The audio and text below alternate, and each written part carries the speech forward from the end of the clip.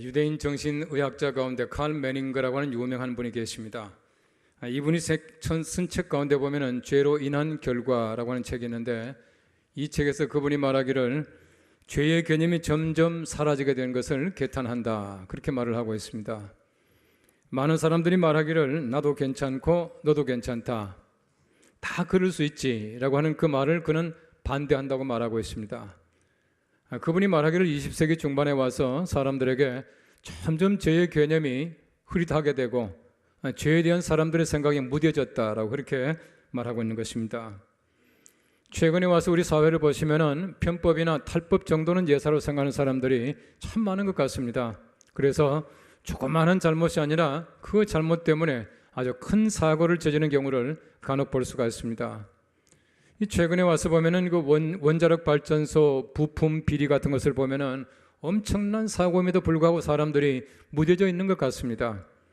심지어는 신문에 보니까 원전 마피아라고 하는 말까지 돈다고 하는 것을 볼 때에 얼마나 계획적이고 얼마나 또 오랫동안 그런 일이 벌어졌던가 하는 것을 우리 쉽게 알 수가 있습니다. 우리 사회가 가지고 있는 죄의식이라고 하는 것은 점점 무뎌져 있고 사람들이 죄에 대한 민감성이 점점 떨어지는 것을 우리가 잘 알고 있는 것입니다. 여러분, 성경 말씀의 다윗을 보십시오.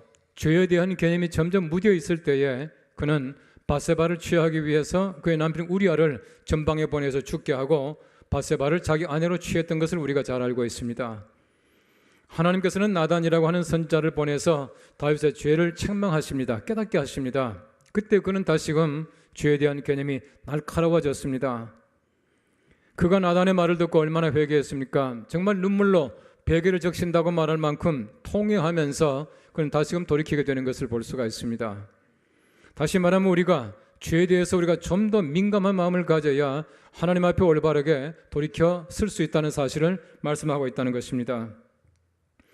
마르틴 루터는 종교개혁 이전에 수사로 있을 때 얼마나 그가 자기 죄에 사무쳤던지, 자기가 아무리 생각해도 너무 그 죄가 자기를 압박하고 있기 때문에 그 죄를 생각하면서 기절했다라고 하는 말까지 남아 있습니다. 얼마나 죄에 대한 심각성을 가지고 있기 때문에 그렇게 되었겠습니까? 우리가 적어도 그런 마음을 가지고 있어야 된다고 생각합니다. 이런 죄에 대한 민감성이 우리 모두에게 필요하다라고 하는 것입니다. 시편 78편 38절 말씀 말합니다. 오직 하나님은 긍휼하심으로 죄악을 덮어주시어 멸망시키지 아니하시고 그의 진노를 여러 번 돌이키시며 그의 모든 분을 다 쏟아내지 아니하셨으니 라고 말씀하고 있습니다. 하나님께서는 긍휼하십니다. 그러므로 우리가 우리의 모든 죄를 다 하나님 앞에 자복하게 되면 하나님은 다 용서해 주십니다. 그런데 하나님은 우리가 회개하지 않는 죄는 절대로 용서하지 않는다는 사실이에요. 우리 십자가라고 하는 것은 하나님의 긍휼하심입니다.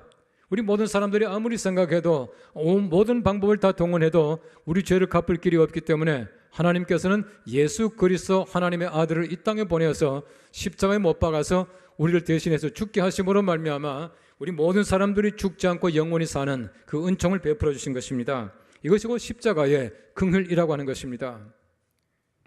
예수님께서는 주기도문을 가르쳐 주시면서 이렇게 기도하라 말씀합니다.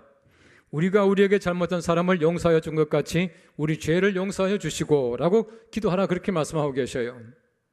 예수님께서 가르치신 기도문은 여러 조문이 있습니다만은 5번째 조문이에요. 사람에 대한 2번째 조문입니다. 우리가 우리에게 잘못한 사람을 용서하여 준 것 같이 라고 말하면서 예수님께서는 우리 죄도 용서받는다, 그렇게 말씀하고 있는 것이에요.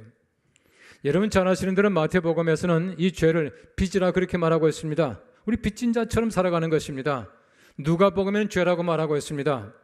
이 말을 바꿔서 말하면 우리 죄라고 하는 것은 빚입니다. 하나님 앞에 엄청난 빚을 지고 있다는 얘기입니다. 더더구나 이 죄의 빚이라고 하는 것은 내 스스로 갚을 수 없다는 것을 우리가 잘 알고 있습니다. 예수님께서 말씀하신 무자비한 종의 비유를 보십시오. 1만 달란트 빚진 자가 탕감을 받았습니다. 1만 달란트가 얼마나 큰 돈입니까? 여러분, 1만 달란트라고 하는 것은 요즘 우리 돈으로 환산하게 되면 적게 잡아도 3조 원 가까이 되는 돈입니다. 엄청나게 큰 돈이에요. 이 돈을 다 탕감받게 됐는데 이 사람이 나오다가 자기에게 100데나리온 빚진 자를 만났습니다. 그 사람이 멱살을 쥐고 돈 내놔라 그랬다는 것입니다. 사람들이 고변했습니다. 주인이 그 사람을 잡아다가 다시금 옥에다 넣었다, 그렇게 말씀하고 있어요. 이런 100데나리온이라고 하는 것은 한 500만 원 정도밖에 안 됩니다. 얼마든지 애쓰면 갚을 수 있는 돈이에요. 바꿔 말하면 우리가 하나님 앞에서 정말 갚을 수 없는 그 빚을 탕감받은 사람들인데 우린 다른 사람들을 용서하지 못하고 살아갈 때가 참 많이 있다고 하는 것입니다. 우리가 죄를 하나님 앞에서 용서받고 탕감받는 걸 생각해 보십시오. 엄청난 사건입니다. 우리가 아무리 예수가 수고해도 절대로 할 수 없는 그 일을 예수님께서 이 땅에 오셔서 하셨다라고 하는 것이에요. 로마서 3장 23절 말씀 말합니다.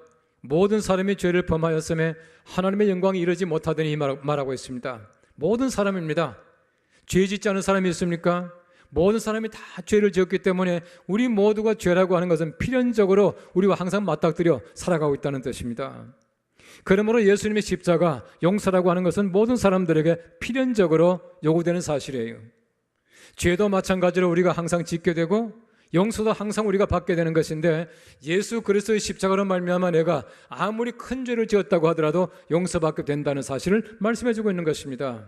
예수님의 십자가에 달리신 이유는 우리의 죄 사함, 죄 없음 때문에 예수님께서는 십자가에 못 박히셨다라고 말하고 있는 것입니다. 우리가 다시 한번 십자가의 은혜를 생각하시면서 우리가 예수 그리스도 안에서 죄 없는 삶을 살게 된 것을 감사하며 살아갈 수 있는 귀한 주의 복된 백성들 되시기를 간절히 바랍니다. 오늘 성경 말씀 첫 번째는 말합니다. 죄의 몸이 죽기 위하여 십자가에 못 박힙니다 라고 말하고 있습니다. 오늘 성경 말씀 6절 말씀 보십시오. 우리의 옛사람이 예수와 함께 십자가에 못 박힌 것은 죄의 몸이 죽어 다시는 우리가 죄에게 종노릇 하지 아니하려 함이니 말씀하고 있습니다. 다시 말하면 우리가 죄의 종노릇 하지 않기 위해서 예수님이 십자가에 못 박히신 것이에요. 우리가 예수 그리스도와 함께 십자가에 못 박히는 것입니다. 우리가 옛사람을 벗어버리고 새사람 입기 위해서 예수님께서 못 박히셨고 우리가 예수 그리스도와 함께 십자가에 못 박힌다라고 말씀하고 있는 것입니다. 옛사람이 새사람이 되는 비결이 있습니다. 십자가에서 죄의 몸을 벗어버린다 그렇게 말하고 있는 것입니다. 십자가로 말미암아 우리가 모든 옛사람을 벗어버리고 죄를 벗어버리고 죄의 종이 되지 아니하고 새 사람을 입고 하나님의 거룩하신 사람으로 거듭나는 것을 말씀해 주고 있는 것이에요. 예수와 함께 십자가에 못 박혀야 비로소 가능하다라고 하는 것을 말씀해 주고 있는 것입니다. 오늘 성경 말씀 보십시오. 예수님께서 우리 모든 사람들을 위해서 시간과 공간을 초월해서 예수님께서 모든 사람의 죄를 사하시기 위해서 한 번으로 영원히 단번에 그랬습니다. 한 번으로 영원히 예수님께서 십자가에 달리신 것이에요. 예수님께서는 두 번, 세 번 달릴 필요가 없습니다. 한 번으로 영원하게 예수님께서는 우리 모든 죄를, 모든 사람의 죄를 다 사해 주시겠다라고 말씀하고 있는 것입니다. 갈라디아서 2장 20절 말씀 잘 아는 말씀이 있습니다. 내가 그리스도와 함께 십자가에 못 박혔나니 그런즉 이제는 내가 산 것이 아니에요. 내 안에 그리스도께서 사신 것이라 말씀하고 있어요. 내가 그리스도와 함께 십자가에 못 박혔습니다. 이제는 내가 사는 것이 아닙니다. 내 옛사람이 다 죽었습니다. 이제는 내 속에 예수 그리스도께서 사시는 것입니다. 내가 세상에 살아갑니다. 많은 사람들을 통해서 내가 예수 그리스도를 표현합니다. 그 사람들에게 예수 그리스도를 나타냅니다. 내 속에 계시는 예수 그리스도가 그들에게 나타나게 만들어가는 것입니다. 이것이 곧 새 사람 된 사람들의 모습이에요. 옛 사람이 누굽니까? 유혹의 습관을 따라 살아가는 사람들이에요. 옛 습관을 따라 살아갑니다. 죄의 종으로 살아갑니다. 그러나 이제는 모든 옛 사람을 벗어버리라 그렇게 말하고 있어요. 에베소 4장 22절 말씀에는 말합니다. 너희는 유혹의 욕심을 따라 썩어져가는 구습을 따르는 옛사람을 벗어버리고 그렇게 말하고 있습니다. 유혹을 따라 살아가는 모든 것 다 벗어버려야 해요. 구습을 쫓아 살아가는 모든 것 다 벗어버려야 합니다. 예수 믿은 다음에는, 구원받은 다음에는 옛날 사람이 아닙니다. 옛날 식으로 사는 것이 아닙니다. 옛날의 습관대로 살아가는 것이 아니에요. 다 벗어버려야 된다는 얘기입니다. 이런 곤충 가운데 또 우리가 짐승 가운데 보면은 이 허물을 벗는 그 짐승들이 있어요. 뱀도 이제 껍데기, 지 허물을 벗어버리고, 이 매미도 마찬가지입니다. 우리 어릴 때는 매미 허물 벗는 거 참 많이 봤는데 좀 드물게 봐요. 어쨌든 보십시오. 허물을 벗게 되면 그 속에서 매미가 나와서 날아다니지 않습니까? 여러분 적어도 우리가 옛사람 속에 살아가게 되면 절대로 자유롭지 못해요. 옛사람 속에 살아가게 되면 절대로 우리가 올바르게 살아갈 수가 없습니다. 날개짓을 하지 못한다는 얘기입니다. 내가 적어도 옛 사람을 벗어버리고 새 사람을 입게 될 때에 비로소 우리가 자유하게 되고 우리가 비로소 온전한 삶을 살아갈 수 있게 된다는 것입니다. 이것이 성경 말씀이 가르치고 있는 구습을 쫓는 옛 사람을 벗어버리라, 그렇게 말씀하고 있는 것이에요. 주님께서 원하시는 것은 바로 그겁니다. 그래서 바울은 에베소서 4장 24절 말씀 말합니다. 하나님을 따라 의와 진리의 거룩함으로 지으심을 입은 새 사람을 입어라 라고 말씀하고 있는 것이에요. 의와 진리입니다. 여러분, 저도 새 사람이라고 하는 것은 하나님의 의대로 살아가는 것이에요. 그리고 진리로 살아가는 것입니다. 우리 세상 살면서 보십시오. 내 마음대로 살아가는 것이 아니에요. 내가 죄의 모습대로 살아가는 것이 아닙니다. 하나님이 원하시는 대로 의와 진리로 살아가는 것, 이것 때문에 주님께서 십자가에서 못 박혀 돌아가셨다라고 우리에게 가르치고 있는 것이에요. 히브리 말로 죄라고 하는 말은 아본이라고 하는 말인데 의도적이든 아니든 간에 하나님의 법에 대한 위반을 얘기한다, 그렇게 말하고 있습니다. 위반하면 살아가는 것이에요. 신약 성경 말씀에서 헬라어로 죄라고 하는 말은 하마르티아라고 하는 말입니다. 이 하마르티아라고 하는 말은 관역을 벗어났다는 뜻입니다. 활을 쏘았는데 관역을 벗어나서 딴 데 갔습니다. 여러분 잘 아시는 이사야서 53장 말씀은 고난받은 죄의 그 종을 얘기하고 있습니다. 예수 그리스도를 얘기하고 있어요. 6절 말씀 말합니다. 우리는 다 양 같아서 그릇 행하여 각기 제 길로 갔다, 그렇게 말하고 있어요. 우리 모두가 다 마찬가지입니다. 우리 마음대로 살아갑니다. 내 길로 갑니다. 주님이 정하신 길이 아니에요. 우리 예수님께서 길이신데 그 길로 가지 않고 내 마음대로 간다는 것입니다. 내 마음대로 가는 그것이 바로 죄라고 하는 것입니다. 바꿔 말하면 죄라고 하는 것은 하나님의 길이 아닌 내 길을 선택하는 것을 죄라고 그렇게 말하고 있는 것입니다. 우리 주님께서는 바로 그렇습니다. 우리가 올바른 길을 가게 하기 위해서 십자가에 못 박혀서 돌아가셨다, 그렇게 말씀하고 있는 것이에요. 우리 모두가 예수 그리스도의 은혜로 말미암아 바로 바른 길을 가고 예수 그리스도와 가깝게 살아갈 수 있게 되기를 바랍니다. 그리스도와 가까이 살아갈수록 죄가 더 드러나게 되어 있습니다. 다시 말하면 멀리 살아갑니다. 주님 알지 못하고 살아갑니다. 스스로 말합니다. 나는 죄가 없다 말할 수가 있어요. 그런데 주님과 가까이 하는 사람들은 항상 말합니다. 나는 죄인이다 라고 말한다는 것입니다. 어떤 분이 그런 얘기를 했습니다. 세상에는 자기를 죄인시하는 의인과 자기를 의인시하는 죄인, 두 종류의 사람이 있다 그랬어요. 정말 하나님 알지 못하고 그리스도와 가까이 살지 못하는 사람들은 죄가 없다고 말할 것입니다. 그러나 우리가 하나님을 알고 예수 그리스도와 더 가까이 가는 사람들은 그 죄가 점점 더 크게 발견되어지게 되고 나는 죄인입니다 라고 고백할 수밖에 없게 되는 것이에요. 제가 아주 오래전에 한 말씀드린 기억이 납니다만은 어떤 소녀가 예수님과 항상 대화한다는 것을 다른 사람들에게 막 얘기를 했습니다. 나는 예수님과 대화한다 그랬습니다. 아주 교회가 아주 큰 문제가 생겼습니다. 술렁대기 시작했습니다. 왜냐하면 가톨릭 교회에서는 살아있는 성자를 용인하지 않습니다. 그런데 이 아이가 예수님과 대화한다고 하니까 얼마나 큰 문제입니까? 주교가 불러서 물었습니다. 진짜 너 예수님과 대화하니? 예, 예수님과 대화합니다.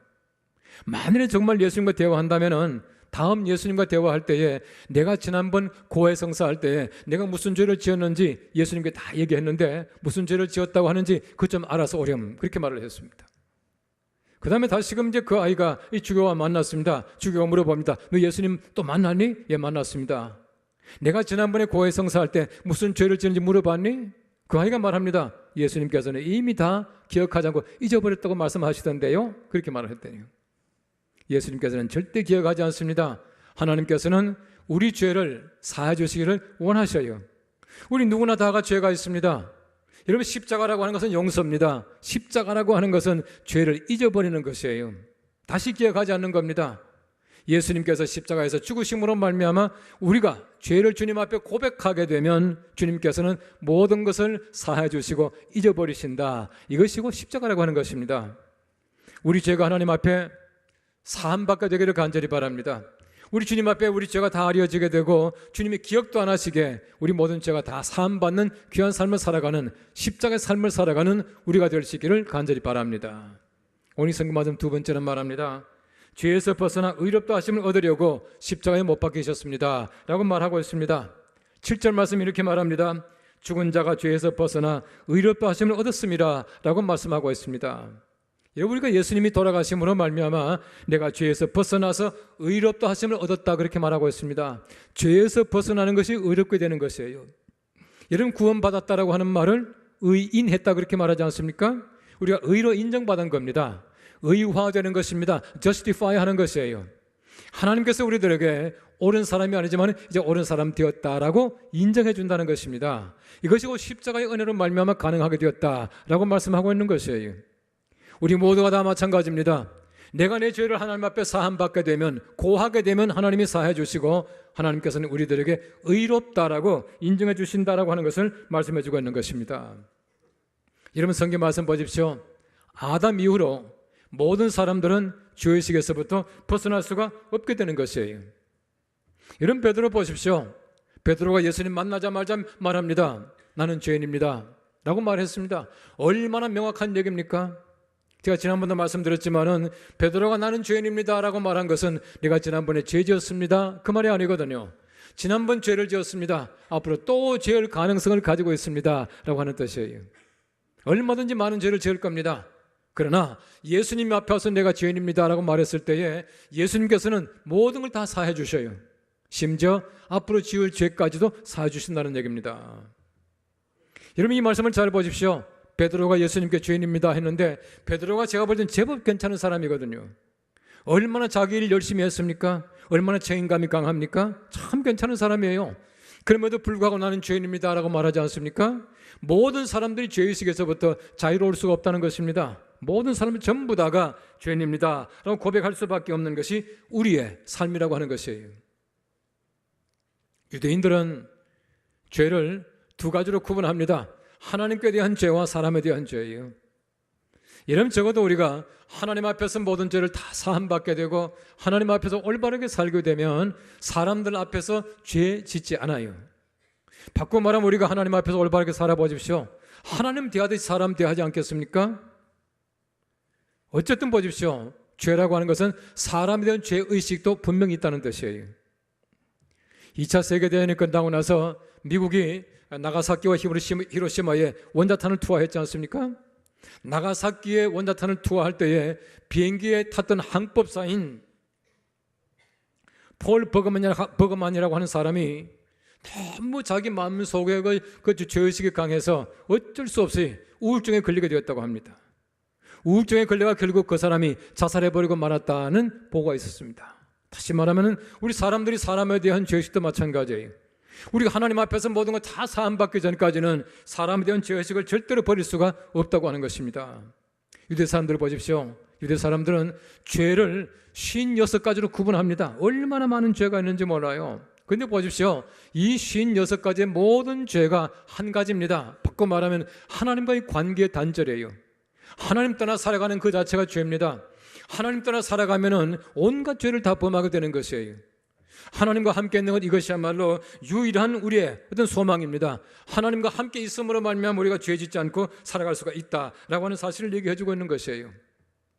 하나님과 관계 단절, 하나님과 틈새가 벌어지는 것, 이것이야말로 바로 죄의 시작이라고 하는 것이에요. 여러분 성경 말씀 보십시오. 마귀는 항상 틈새를 벌리는 데 전문가입니다. 조그마한 틈만 있으면 완전히 결별하게 만들어버리는 것이에요. 하나님과 사람 사이에, 사람과 사람 사이에 틈새를 벌려놓는 것은 마귀의 일입니다. 마귀는 전문가입니다. 그러므로 우리가 조금 더 틈새를 만들지 말아야 해요. 틈새를 보이지 말아야 합니다. 그렇게 해야 우리가 죄 짓지 않고 살아갈 수가 있게 된다는 것을 말씀해주고 있는 것이에요. 유대교 믿는 사람들, 유대인들에게 가장 성스러운 날은 속죄의 날입니다. 속죄받는 날이에요. 누구나 마찬가지 아니겠습니까? 우리가 예수 그리스도로 말미암아 속죄를 받습니다. 그런데 우리는 속죄의 날을 정해놓는 것이 아니라 언제든지 우리가 하나님 앞에 고하게 되면 하나님은 사해 주신다 말씀하고 있는 것입니다. 이 은혜 가운데 살아가는 우리가 얼마나 행복합니까? 날마다 우리가 하나님 앞에 기도할 때마다, 회개할 때마다 하나님께서는 우리들에게 사해 주시겠다라고 말씀하고 계시는 것이에요. 우리 모든 사람이 다 죄가 있기 때문에 날마다 우리가 죄를 하나님 앞에 고백하는 것은 우리의 몫입니다. 우리 몫입니다. 누구나 다 해야 하는 것입니다. 그리고 사해 주시는 것은 하나님의 몫이에요. 하나님께서는 우리가 죄를 고백할 때마다 사해 주시는 것은 하나님께서 하실 책임이에요. 하나님 반드시 그렇게 하십니다. 그렇게 하시겠다고 분명히 말씀하셨어요. 죄를 구하는 것은 우리가 해야 되지만 죄를 사하는 것은 하나님께 있습니다. 하나님 반드시 우리 죄를 사해 주시겠다라고 말씀하시는 것이에요. 마르틴 루터가 초기 수도사 시절에 고해성사를 할 때마다 얼마나 시시콜콜 모든 걸 다 얘기하는지 고해성사를 받는 신부가 아주 지쳤다고 합니다. 너무너무 많은 것을 얘기하기 때문에 지쳐버렸대요. 한 번은 고해성사를 받는 동안에 선배 수사가 이제 고해성사를 받다가는 화를 펄컥 냈답니다. 너무너무 시시콜콜 많이 얘기하니까 화를 펄컥 내면서 얘기했답니다. 여보게 루터, 하나님께서 당신에게 화나신 게 아니네. 당신이 지금 하나님께 화내고 있는 거네. 그렇게 말했다는 거예요. 여러분 보십시오. 하나님은 우리가 엄청난 죄를 가지고 와서 하나님께 고하더라도 하나님은 절대로 화내지 않습니다. 다 받아주신다는 얘기입니다.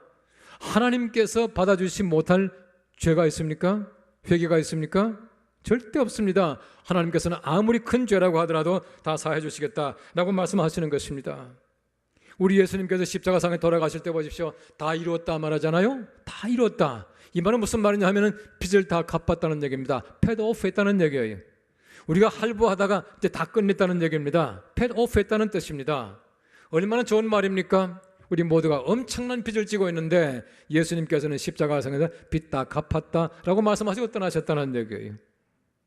예수님께서는 우리의 모든 속전을 다 갚아줬습니다. 더 이상 갚을 것이 없다는 얘기예요. 어떤 분이 쓴 책에 보니까 참 재미있게 기록을 하고 있습니다. 예수님께서는 우리들에게 한 메시지를 남겨두셨다. 그 메시지는 손으로 쓴 것이 아니라 피로 쓴 것이다. 그 메시지는 모래 땅에 쓴 것이 아니고 십자가에 쓴 것이다. 예수님께서 쓰신 메시지는 딱 세 자다. 죄 없음, 석자였다. 그렇게 말하고 있습니다. 여러분, 예수님이 십자가상에서 피 흘리심으로 말미암아 우리들에게 죄 없음이라고 선포하셨다는 것이에요. 더 이상 죄 없습니다. 예수 그리스도로 말미암아 우리가 십자가의 은혜를 믿고 살아가는 사람들에게는 죄가 없다고 하는 것입니다. 우리가 아무리 많은 죄를 지었다고 하더라도 내가 주님 앞에 고하게 되면, 우리가 회개하게 되면 다 사해 주시고 죄 없음이라고 적어주신다는 것입니다. 이것이 하나님의 은혜라고 하는 것이에요. 학자 가운데서 라틴 말로 성경을 번역한 히에로니무스라고 하는 학자가 있습니다. 히에로니무스라고 하는 학자는 굉장히 훌륭한 학자예요. 이분이 성경 말씀을 번역할 때에 아주 죽기 살기로 했답니다. 동굴 속에서 해골을 두고는 항상 바라보면서 했다는 거예요. 내가 죽음을 각오하고 성경 말씀을 번역한다 해서 라틴 말로 번역을 했었어요. 그런데 그분의 이름을, 히에로니무스라고 하는 이름을 영어권에서는 제롬이라고 부릅니다. 제롬. 이 제롬이라고 하기 때문에 흔히 우리가 성 제롬 그렇게 말을 해요. 한 번은 제롬이 기도하는 가운데 예수님 만났습니다. 환상 가운데 예수님 만났어요. 예수님께 얘기를 했답니다. 예수님, 정말 예수님께서 내게 나타나시니 감사합니다. 내가 가장 주님이 기뻐하시는 선물을 드리고 싶습니다. 주님, 어떤 선물을 원하십니까? 그랬대요. 주님께서 말씀하시더랍니다. 세상의 모든 것 전부 다가 내 것인데 네가 나에게 줄 것이 뭐가 있겠느냐? 그렇게 말씀하시더래요. 다시금 그 제롬이 말합니다. 아닙니다, 주님. 주님이 가장 기뻐하시는 선물을 내가 꼭 드리고 싶습니다. 그때 예수님께서 말씀하셨대요. 내게 꼭 제일 기뻐하는 선물을 주려거든 네가 가지고 있는 모든 죄를 다 나를 따오. 네 모든 죄를 내게 주는 것이 내게 가장 기쁜 선물이다. 그렇게 말씀하셨다는 것이에요. 우리가 주님 앞에 죄를 고하게 되면 아무리 큰 죄라도 다 주님께서 받아주신다는 사실입니다. 그래서 우리는 찬송합니다. 내가 모든 걸 다 주님 앞에 드린다고 내가 찬송하는 것이에요. 걱정, 근심, 무거운 짐 주님께 다 맡깁니다 라고 찬송하는 것입니다. 내가 주님 앞에 맡기게 되면 주님께서는 다 사해 주시고 우리로 하여금 죄 없음 도장을 꽉 찍어준다는 얘기입니다. 이것이 바로 주님 앞에 인침받는 귀한 삶이에요. 우리 모두가 다 주님 앞에서 죄 지었지만 사함받는, 또 죄를 구하는 귀한 은총을 가지고 살아갈 수 있게 되기를 바랍니다. 주님 앞에 내가 회개하는 것, 죄를 구하는 것은 우리의 몫이지만 주님께서는 죄 없음이라고 우리들에게 인쳐주시고 도장을 꽉 찍어주실 겁니다. 우리 모두가 그리하여 죄 없음의 삶, 죄 사함의 자유로운 삶, 평안의 삶을 사는 귀한 주의 종들 다 되시기를 간절히 바랍니다. 기도하겠습니다.